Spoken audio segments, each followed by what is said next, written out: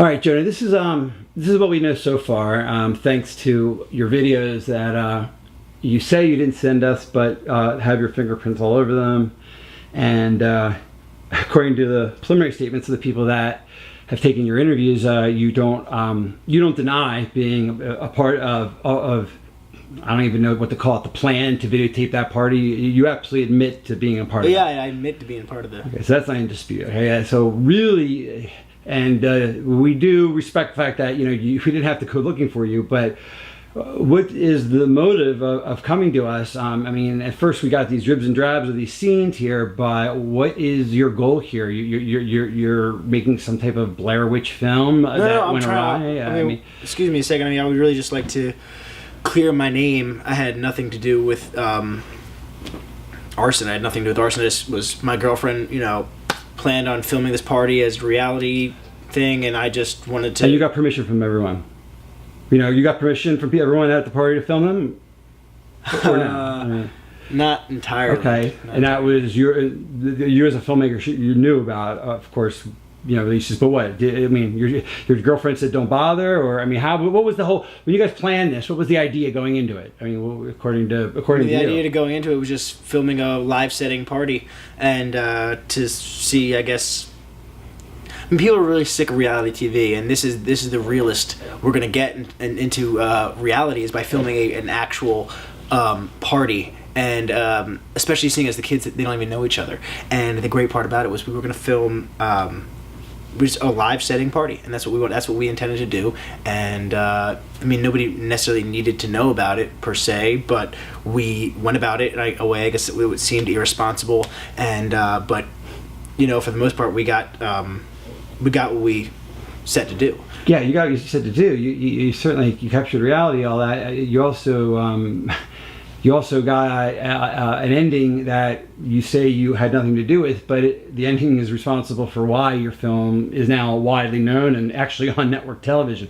So you're telling me you had everything to do with filming it, but you thought America would have some interest in these random people having a drunken night or revelry. Absolutely, America loves that stuff. I mean, it wasn't our intention to... It wasn't our intention for anybody to get hurt. You weren't trying to make a tragedy, you're telling me. Not at all. I was just set on doing something great, something that people have never really seen before, something that the industry execs at Fox haven't really done. They're just exploiting real people. What I was set to do was actually show the reality, what reality actually is, and what it really was, and that's all I wanted to do was actually bring reality to reality television. I wasn't trying to do anything to harm anybody. Obviously, you realize what you have and you realize it's valuable, but at what cost? I mean, how can you even have any satisfaction about this when your own girlfriend is presumed dead? I mean, we don't have the DNA of these people, but my God, these people died, and maybe it wasn't your intent. Let's say you said that wasn't your intent. I mean, how do you even look at this film with any kind of artistic value at all? To me, it's just evidence. To me, it's horrible evidence of a horrible tragedy. Evidence of what? I mean, I haven't done anything. Evidence of something. I mean, perhaps of an accident, perhaps of a conspiracy, perhaps of a homicide, perhaps of a suicide. I don't know. People do crazy things every day. I see it every day in our work. All I want to know is that you're telling me that you had everything to do with it. You admit that you installed the cameras into the house.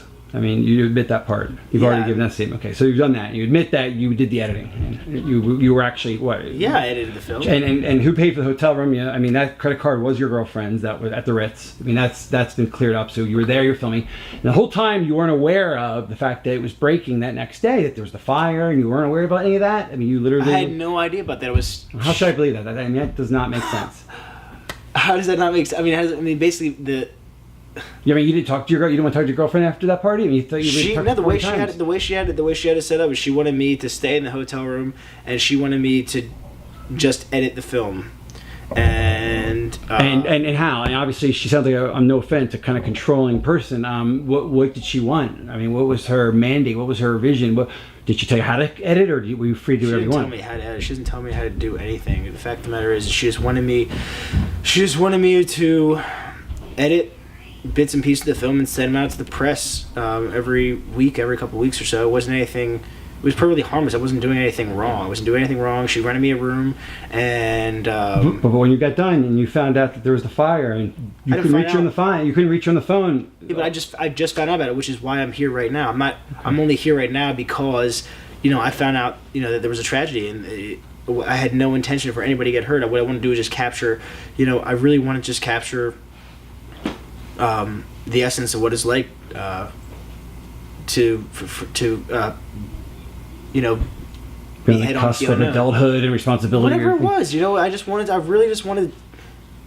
I wanted something that we could believe in, something that we could actually look at as true to being 22, 21, whatever it is, and graduating and being shown what our lives are supposed to be like. I wanted to show something to the public. And I think we got that. I mean, I'm sorry that people were hurt. I'm sorry that, families are destroyed or anything. It wasn't my intention at all. My intention was just to make art and to make a really nice piece of film. Well, you may have gotten that, and you may have gotten your career, which is probably the whole, idea behind what you did. Was it your idea to do this, or was it your girlfriend's? Whose idea was it to even have this type of film, if you want to call it, happen? I really don't think it deserves to be called a film, but whatever. What do you think? Who was it? Your idea or hers? Whose idea was it? Because to me, it sounds a little macabre. Forget the deaths. Just this. I guess I can't separate it from the deaths, but tell me whose idea it was and from where it came from.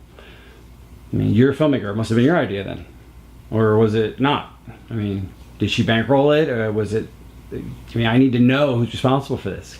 Because that is, if they died, I need to know why. Maybe perhaps she arranged for them to be killed to make it. I'll put this on the map. No one would really care about this. So you may be innocent. I'm hearing that, but it's possible that she was manipulating you. Do you see that part? That she could have been playing you the whole time. You sure this woman loves you? How solid is this relationship in your mind now that you look back at these facts? I've been dating for 2 years. I was dating for 2 years. 2 years is nothing. You're just a kid. You don't even know. 2 years is a breath. But you really think, you guys getting married? Her father is, I'm coming not here, exactly. Man. I'm coming here to just clear my name and just really just. Sure, but I need to understand. You understand? I don't appreciate, being interrogated. I just came here to just help out as much as I can. You realize that even if you had nothing to do with the fire, the fact that you filmed these people, which by the way, 3 of these people did not pass away. They left the party early, and whatever tragedy, either intentional or not, befell these other people. There's 3 survivors. Just them. They're looking at civil liability for who knows. Whatever money you make. So that's a side issue. But I just want you to understand that you're telling me nothing to do with the fire, but the death of these people is what enabled your work of art, which I'll give it to you. It is a work of art, attempt to be a work of art. It gave you that context. Roger Ebert, it gave you 4 stars, but said it was, I think it was the quote, it was very convenient that the end, the fire would be such a perfect ending to what was an honorable intention. I think he said in terms of your I had idea. no idea there was going to be a fire. Let's just put that You out. had no idea that death would be the punctuation mark at the end of the sentence. That okay. was not. Right. What it was supposed to be. The party ends and kids wake up and they have no idea what to do next. Okay. Next morning, they have no idea what's going on, and that was the beauty about it. It was. They didn't know. It was uncertainty. I think that was what I was going for, and like a French New Wave kind of film. You're just going to let it kind of dangle at the end with where they go in life. Yeah. Okay, I think that's what I was looking for. Right. Well, I've never seen any French New Wave, so I'm not really interested in that, and I'm really kind of interested in how. It seems to me that there's a huge logical connection between the fact that this party was not what it seemed to be. It wasn't a party. It was a manipulated event by your girlfriend. It was a party. It was a party for the graduates from this online college. That's what we were doing, and for everyone to get together and meet each other. And it just happened to be that we were going to be filming them. That's what I. That's what we were. That's what we were. Yeah. The fact is, though, that we will, through forensic and other ways, determine, and I guess you have no problem taking a lie detector. I have no problem with that. Okay. And you also, not only, before I came in this room, I was met not only by your attorney, who agreed that you could be interviewed alone by me, but your agent now you have apparently. So again, it's a little bit convenient to me that you have not perhaps monetarily, but you've profited off of this tragedy. And I have not yet profited off this film, and it's not a tragedy. You're mentioned in Variety this week. Your name's out there. You had the choice of any agency.